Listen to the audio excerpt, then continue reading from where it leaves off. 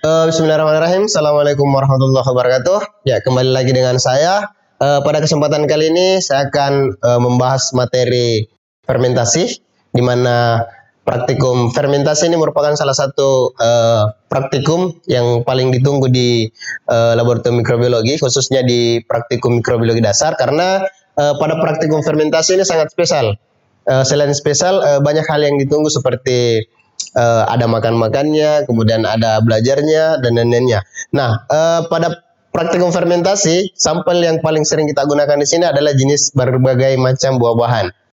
Mungkin teman-teman pernah mendengar kata fermentasi, tapi teman-teman masih bingung yang mana sih sebenarnya yang namanya fermentasi.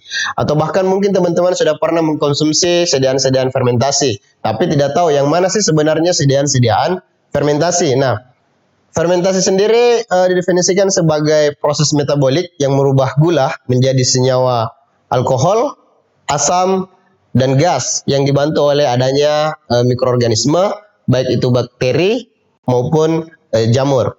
Nah, dalam proses fermentasi itu dipengaruhi oleh beberapa faktor. Nah, yang pertama ada faktor substrat, kemudian yang kedua ada faktor nutrisi, dan yang ketiga ada faktor lingkungan. Nah, faktor substrat di sini itu dipengaruhi oleh gula, kemudian bahan-bahan tambahan lainnya yang digunakan sebagai bahan dasar dalam proses pembuatan fermentasi.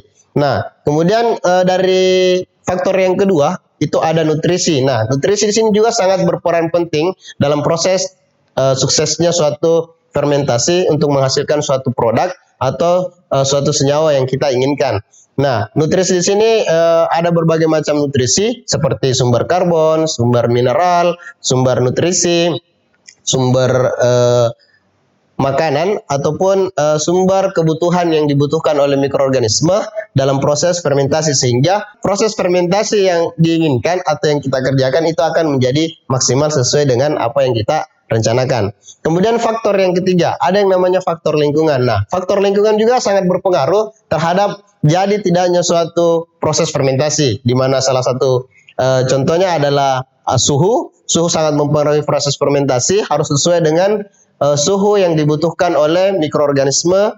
Kemudian yang kedua ada faktor pH. pH juga apakah pH-nya asam atau basa, itu juga sangat mempengaruhi proses fermentasi, sehingga hasil dari produk yang nantinya dihasilkan itu bisa maksimal. Kemudian nanti pada saat praktikum kita akan mengerjakan dua sediaan fermentasi.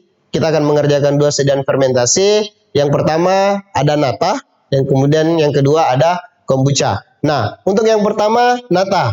Nata sendiri kalau secara bahasa itu diistilahkan sebagai terapung atau mengambang. Teman-teman mungkin bisa searching atau mungkin cari di literatur bahwa nata itu artinya terapung atau mengambang. Nah, nata sebenarnya merupakan lapisan polisakarida yang terbentuk dari gula tadi yang di metabolisme oleh mikroorganisme menghasilkan senyawa golongan polisakarida, dalam hal ini selulosa. Nah, di mana selulosa ini merupakan lapisan tipis yang berbentuk gel ataupun benang-benang halus yang berupa serat-serat. Nah, di mana serat-serat inilah yang kemudian nanti sedikit demi sedikit akan menempel, kemudian akan melebar, itu akan membentuk yang namanya nata. Maka sehingga nata tersebut berada pada bagian atas suatu sediaan yang kita lakukan proses fermentasi. Jadi nata sendiri dibantu oleh bakteri Acetobacter pseudomonas sehingga membentuk terjadinya nata. Jadi nanti teman-teman pada saat praktikum sampelnya adalah jenis dari berbagai macam buah-buahan. Itu nanti buah-buahannya kita akan ambil sarinya, kemudian sarinya nanti yang akan kita buat menjadi nata. Jadi setelah sarinya ada, ditambahkan dengan berbagai macam bahan tambahan yang membantu proses fermentasi. Kemudian dengan adanya starter dari Acetobacter pseudomonas. Jadi starter untuk membentuk nata atau membuat sediaan nata itu kita menggunakan satu jenis bakteri yang disebut sebagai bakteri Acetobacter pseudomonas. Nah, kemudian untuk metode kerja yang pertama, sampel yang teman-teman nanti akan gunakan pada saat praktikum, dalam hal ini buah-buahan, itu nanti akan kita haluskan dengan menggunakan alat bantu blender. Setelah itu hasil dari sampel yang telah kita haluskan itu kemudian kita saring. Jadi sehingga yang terambil nanti terpisah adalah sari. Sementara ampas dari buah-buahan yang telah kita hancurkan itu kita tidak gunakan lagi. Nah, setelah disaring, nah kurang lebih waktu yang dibutuhkan pada proses pemanasan itu 15 sampai 30 menit sampai mendidih. Nah, setelah proses pemanasan direbus, itu kita biarkan agak dingin, agak hangat. Nah, nanti setelah hangat baru kita menambahkan bahan tambahan. Nah, bahan tambahan untuk proses pembuatan nata di sini ada 5. Yang pertama asam asetat, kemudian yang kedua gula, yang ketiga urea, kemudian yang keempat KH2PO4, dan yang kelima magnesium sulfat atau MgSO4. Nah, untuk fungsinya sendiri asam asetat di sini berfungsi sebagai pemberi suasana asam. Kemudian yang kedua gula sebagai sumber karbon. Kemudian yang ketiga ada urea tadi. Nah, kemudian urea juga di sini berfungsi sebagai sumber mineral. Kemudian ada KH2PO4 itu kalium hidrofosfat, itu berfungsi sebagai pendapar sehingga dia menjaga kondisi dari pH. Ada pH pada sediaan selama proses fermentasi.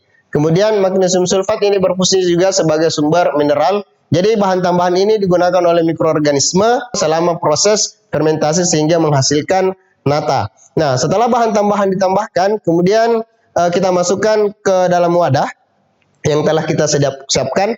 Nah, ada beberapa wadah biasanya apakah kita menggunakan toples ataukah menggunakan gelas sley, tergantung dari berapa banyak ataupun berapa besar jumlah yang teman-teman nantinya akan produksi pada saat proses fermentasi. Nah, setelah dimasukkan ke dalam wadah, kita tambahkan starter. Nah, biasanya starter di sini kita menggunakan 3 variasi konsentrasi sehingga kita bisa mengetahui dari 3 konsentrasi ini mana konsentrasi yang paling bagus. Nah, starter di sini merupakan biakan dari bakteri Acetobacter pseudomonas. Biasanya konsentrasi yang digunakan 5%, 10%, dan 15%.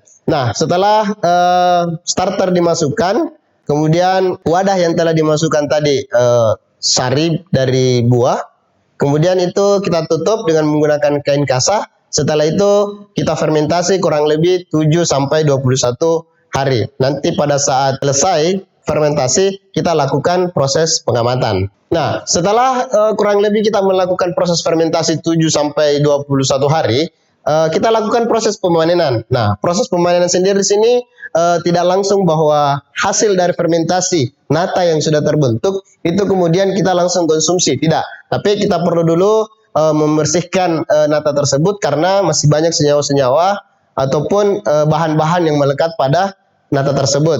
Nah, cara yang pertama adalah lapisan nata diangkat dari wadah, kemudian kita cuci dengan air bersih. Biasanya kita mencuci dengan air mengalir. Nah, setelah itu nata direndam selama kurang lebih 3 hari di air segar. Nah, setelah 3 hari, nata kemudian kita angkat, kemudian kita bersihkan lagi, kita bilas dengan air mengalir. Setelah itu nata kita potong-potong menjadi beberapa bagian sesuai dengan kebutuhan. Setelah selanjutnya potongan nata tadi kemudian kita rebus. Dicuci kemudian direbus selama kurang lebih 10 sampai 15 menit. Nah, setelah nata dicuci dan direbus dan setelah itu dicuci kemudian, maka nata siap untuk kita konsumsi. Jadi proses ini proses perebusan sampai dengan pembilasan itu kita bilas sampai rasa ataupun aroma asam yang melekat pada nata itu betul-betul hilang sehingga pada saat kita mengkonsumsi betul-betul nata yang biasa kita konsumsi seperti nata de coco itu mirip dengan nata yang kita buat pada saat praktikum. Nah, kemudian yang kedua tadi kan nata. Nah, kemudian yang kedua kombucha. Nah, kombucha beda lagi.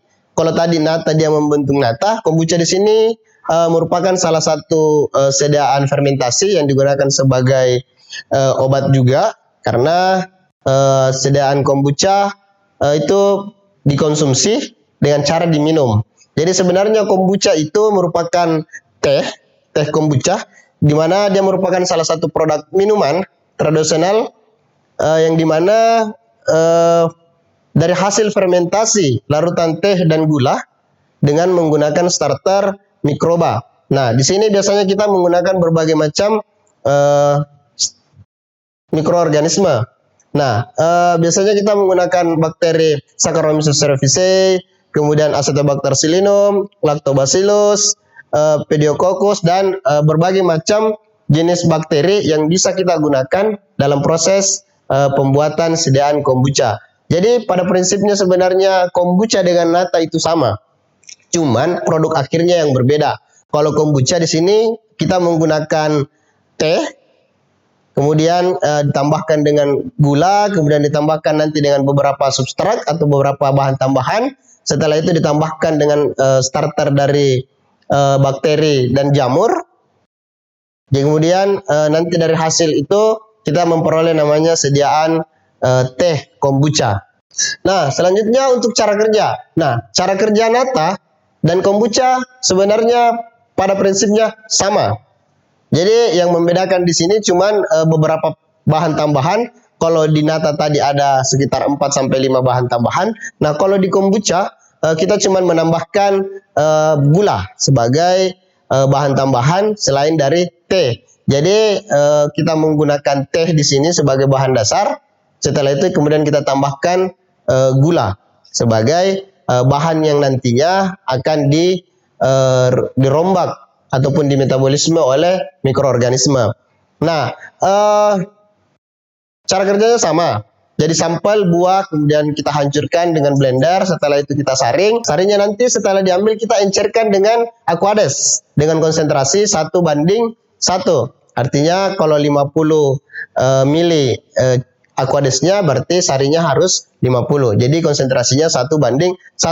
Nah, setelah itu kita rebus. Kita rebus dengan selama kurang lebih 10 sampai 15 menit sampai mendidih.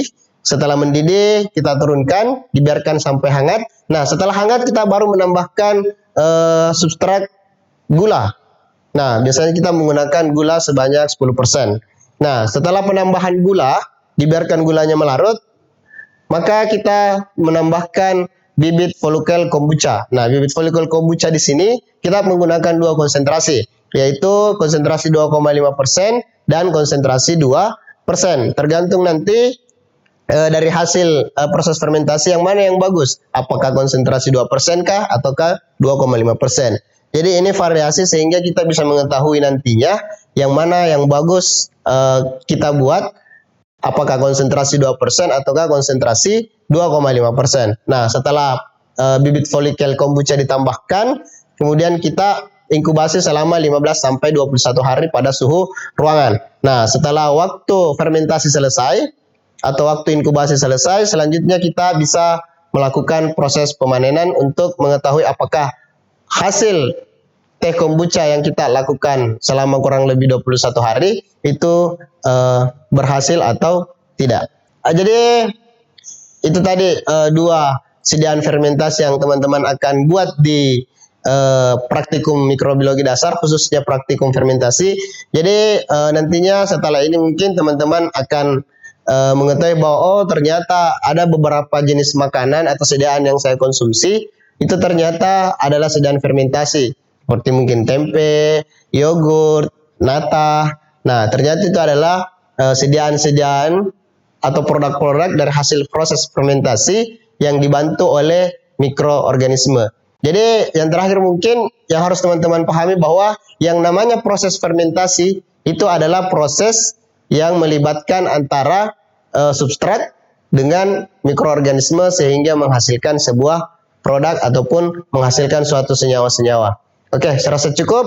Terima kasih. Sekian. Billahi taufiq wal hidayah. Assalamualaikum warahmatullahi wabarakatuh.